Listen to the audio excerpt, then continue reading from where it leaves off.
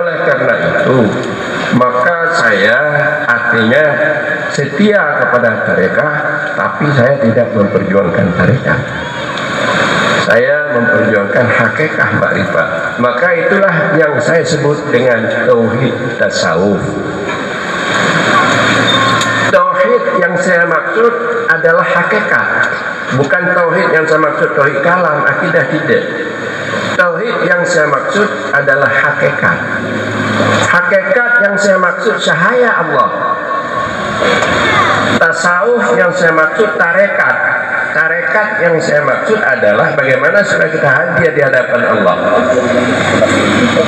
Jadi hadir di hadapan Allah, mendapat cahaya Allah. Itulah maksud tauhid tasawuf. Supaya kita hadir di hadapan Allah, supaya cahaya Allah itu masuk ke dalam hati. Kenapa? Karena saya lihat banyak di antara kita bukan saya Allah yang masuk, saya duit, saya pangkat, saya perempuan itu masuk, saya rumah, saya mobil itu yang masuk. Jadi inilah maksud dengan tauhid, artinya hakikat. Jadi kalau kami di Aceh dulu ada istilahnya Tengku Sematang pembawa dasar ulama, iman, Islam, tauhid, makrifat. Hakikat saboh makna itu dikatakan din agama. Bila mana sabohana di antaranya, lainnya rusak biasa, orang Aceh mengatakan itu. Jadi tauhid yang dimaksud di sana hakikat. Hakikat yang dimaksudkan itu cahaya Allah. Tasawuf yang dimaksud tarekat, karena tasawuf ini ada dua makna. Ada makna berjalan kemauan kita kepada Allah, tarekat. Ada yang dimaknakan akhlakul karimah. Jadi yang saya maksud tasawuf itu tarekatnya, bagaimana hadap hati berjalan sampai kita ke hadirat Allah. Dengan makna tidak lagi kita di alam syahadah ini, kita sudah berpindah ke alam malakut. Sudah hadir kita di alam jabarut. Jadi kita terlihat keberadaan Allah, cahayanya di dalam batin. Jadi kalau cahaya Allah itu sudah ada dalam batin, maka inilah yang dimaksud kita bisa beribadah dengan jalan khusyuk, rendah hati kepada Allah.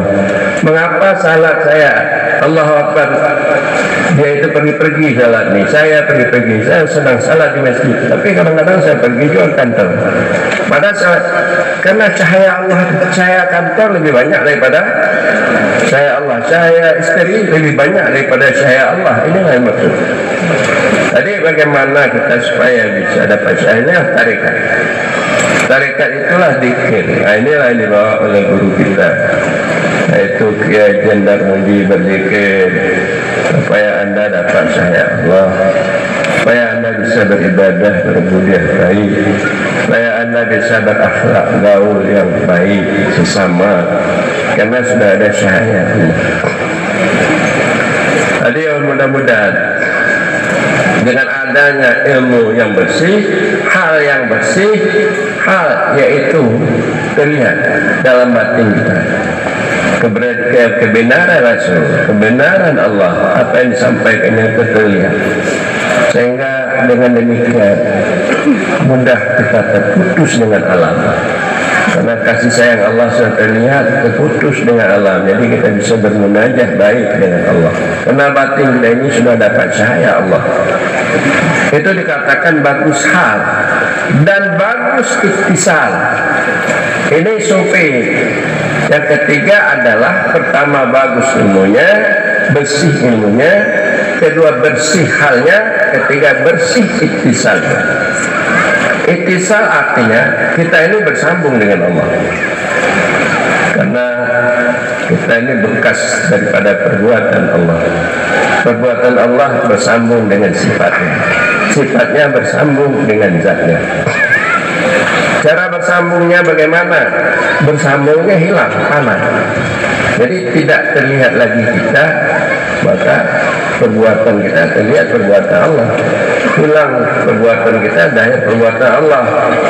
Hilang sifat kita, dahir sifat Allah. Hilang zat kita, maka dahir zat Allah. Maknanya bersambung, bersih bersambung, harus panas. tidak terlihat, jadi dia bersambung.